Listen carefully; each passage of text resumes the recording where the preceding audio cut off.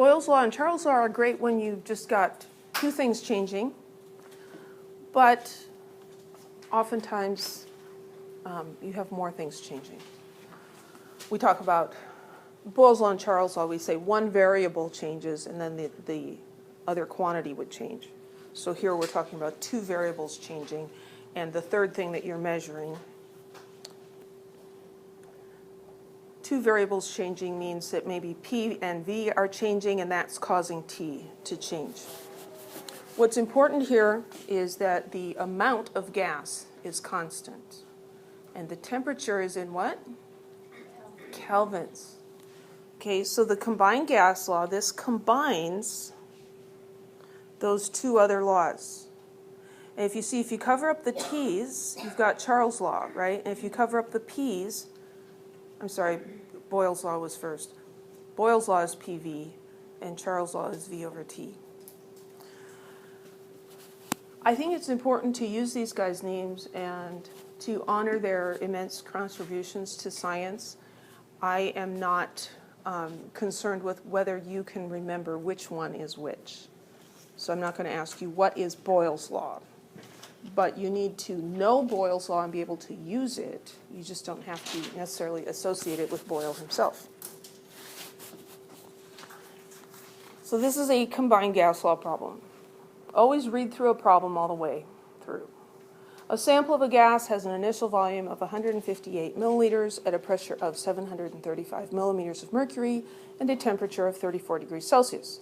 If the gas is compressed to a volume of 108 milliliters and heated to a temperature of 85 degrees Celsius, what is its final pressure in millimeters of mercury? Wow, things got complicated fast. That's okay. So again, let's circle numbers. That guy got separated from his unit. There's another one, and there's one, and they're all kind of on top of each other. Did I miss anybody? Maybe highlighting would have been more effective. So again, we're going to make a table. Actually, let's start that again. So condition 1, condition 2. First number I come to, 158 milliliters. So I'm going to write that in my table, 158 milliliters. What is that? Volume, pressure, or temperature? Volume.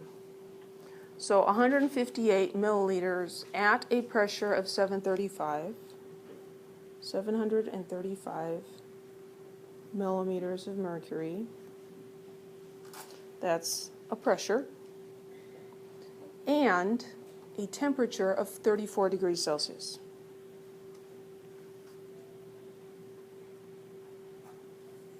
What do I need to do to that temperature? We need to convert it to kelvins. Do it right away.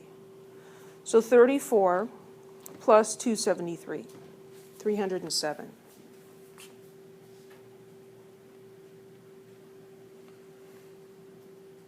And that's the temperature column.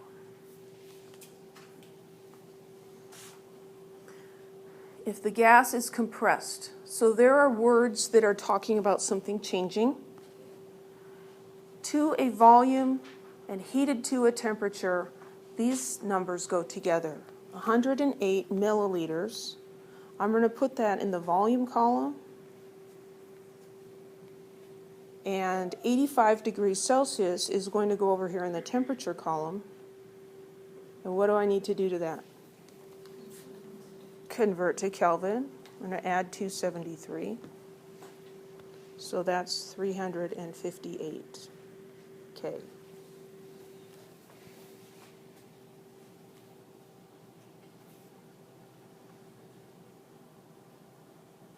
And there's a blank.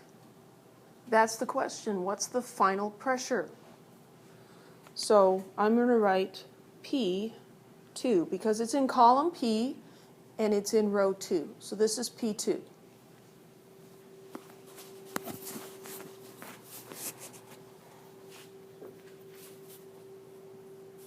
After we've introduced several of these gas laws, it's no longer obvious what equation do we need. And so you organize your data into this table and then look what you have. You have volume changing, you have pressure changing, you have temperature changing. You need an equation that has all three letters in it. You can't just use Boyle's law or Charles' law. We need the combined gas law.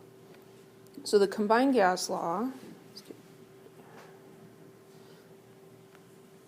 is P1 V1 over T1 is equal to P2 V2 over T2. And that always makes me think of R2D2. What are we trying to find? P2. I'm going to make P2, that's strangely appropriate that P2 is yellow. There are fractions here. We need to cross multiply. So when we cross multiply, we take the numerator of the left side, P1, V1, and the denominator of the right side. The top of the left, the bottom of the right, that equals the bottom of the left times the top of the right.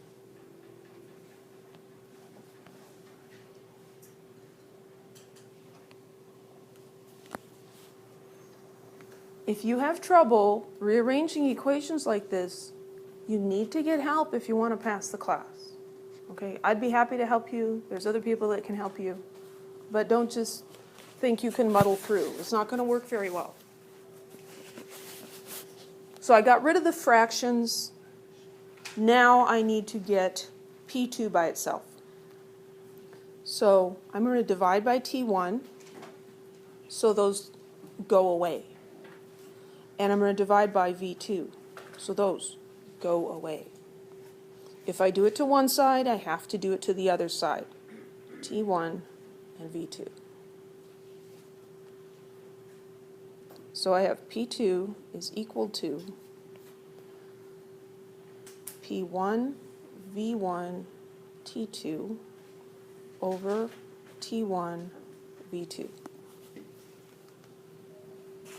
This is not the only way to solve these problems, but I've taught this many, many times, and this is the way that works best for most students. There is a ratio method as well, and if that makes more sense to you, by all means use it. Just be sure to write your units with your numbers, because some of these problems are going to try to trick you with the units. So let's plug things in now. P1, 735 millimeters of mercury. V1, 158 milliliters. Temperature 2, 358 Kelvin. And that's all divided by T1, which is 307 Kelvin, and volume 2, which is 108 milliliters.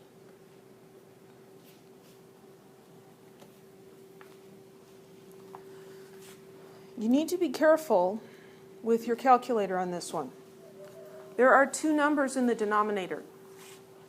And yes, 307 multiplied by 108. But when you do it on your calculator, there's two ways that are good. There's one way that's better, but there's two ways that are good. So I'll first tell you what I usually do.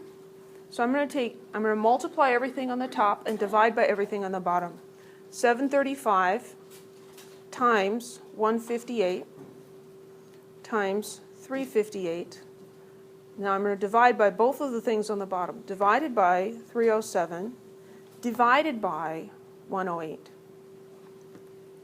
And this number should have three significant figures. I'm coming up with 1253.9. And that is a pressure, so it's millimeters. Well, let's round it off first. 3 sig figs means I'm going here. This is where we have to be careful. Question?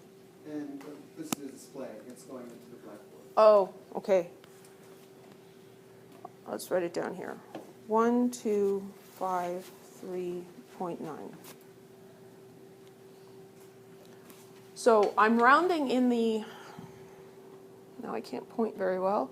I'm rounding in the tens place, so I need to be careful. This is where scientific notation would be good. Dang. There we go.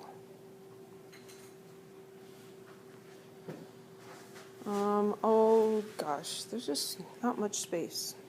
So the best way to express this answer would be 1.25 times 10 to the third millimeters of mercury.